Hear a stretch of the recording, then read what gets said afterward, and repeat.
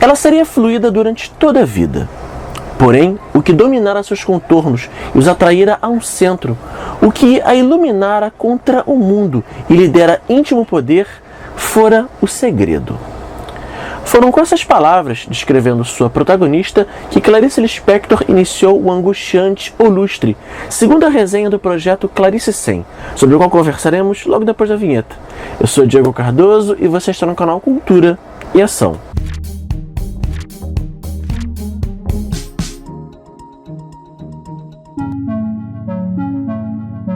Concluído enquanto vivia na Europa, O Lustre foi o segundo romance da escritora Clarice Lispector, publicado no ano de 1946.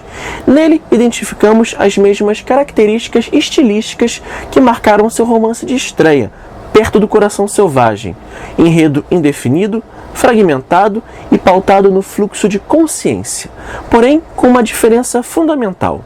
Temos aqui uma narrativa linear. No livro, acompanhamos a trajetória da protagonista Virginia, desde sua infância na Granja Quieta, onde nasceu, até a vida adulta, na solidão da cidade grande. Nele, não encontramos nenhum relato de grande acontecimento ou aventura, apenas a narrativa da existência ordinária e inerte dessa personagem, trafegando pelo seu caótico mundo interior, no qual busca por um sentido para sua vida. Bom, gente, O Lustre é narrado predominantemente em terceira pessoa através de um narrador observador, que eventualmente se afasta da impessoalidade característica ao se expressar por meio do discurso indireto livre. O foco é direcionado principalmente à protagonista Virginia, sendo voltado a personagens periféricos como Daniel, Vicente e Adriano, por exemplo, em momentos pontuais. O texto não possui uma divisão clara em capítulos, porém podemos notar a existência de 8 partes de extensões variadas que podem ser aglomeradas e redivididas em 2 partes principais. Na primeira, acompanhamos a infância de Virginia em Granja Quieta, e na segunda, após um lapso temporal indefinido, já nos deparamos com a personagem em sua vida adulta na cidade grande. A história, aliás, se desenvolve em 3 espaços principais.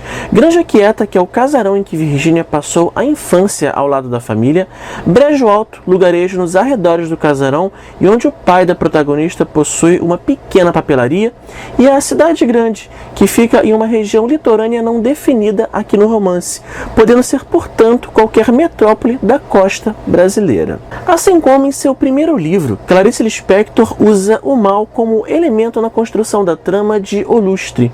Sua manifestação se faz presente ainda na primeira parte do romance, onde na infância Virginia se torna vítima do irmão Daniel, que funda a Sociedade das Sombras com o objetivo de subjugá-la por meio de jogos perversos, através dos quais ele exercita sua maldade, utilizando a irmã como instrumento para a obtenção do prazer que o mal o proporciona, seja prejudicando alguém ou observando as consequências danosas de suas ordens. Nessa relação com contornos incestuosos, ainda que imperfeitos, tendo em vista que não existe qualquer ato de consumação, os dois experimentam perversidades, sendo ora agentes e ora vítimas dos resultados dessas maldades. A protagonista clariciana, Virginia, é uma mulher complexa, inconstante e instável, que possui pouco traquejo para relações sociais, especialmente diante de estranhos.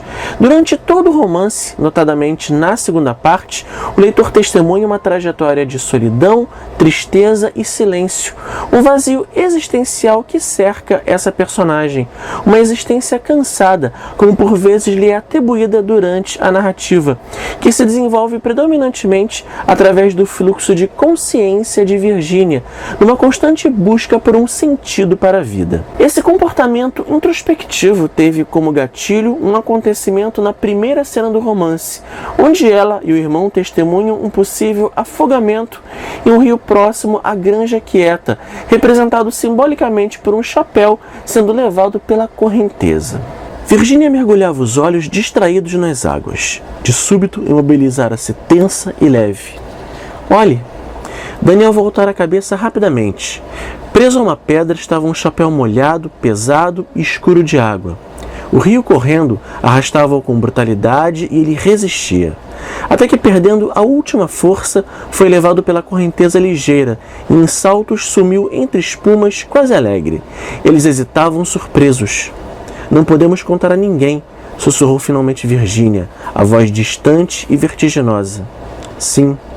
Mesmo Daniel se assustara e concordava. As águas continuavam correndo. Nem que nos perguntem sobre a afogamento. Sim! Quase gritou Virgínia. Calaram-se com força, os olhos engrandecidos e ferozes. Virgínia, disse o irmão devagar, numa crueza que deixava seu rosto cheio de ângulos. Vou jurar. Sim, meu Deus, mas sempre se jura. Daniel pensava, olhando-a, e ela não movia o rosto à espera de que ele encontrasse nela a resposta. Por exemplo, que tudo o que a gente é vire nada se a gente falar disso a alguém.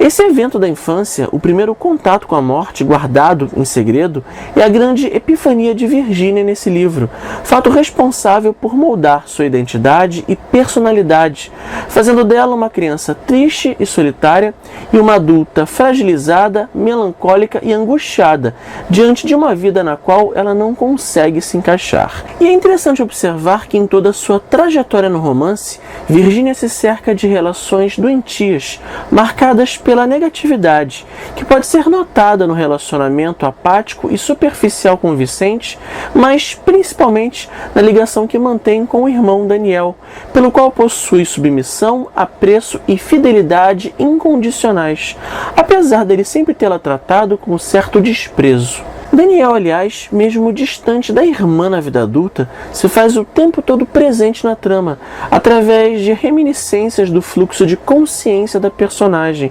de forma quase obsessiva. O título do livro é um ponto que chama atenção. O lustre a que ele se refere é um objeto de granja quieta que somente é citado no início e no final da narrativa.